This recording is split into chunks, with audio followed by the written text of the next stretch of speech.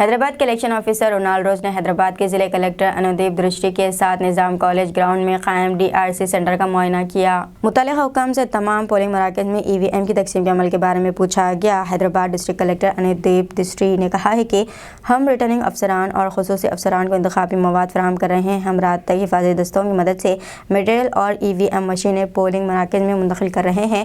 مک پولنگ 30 تاریخ کو صبح 5:30 پر ہوگی۔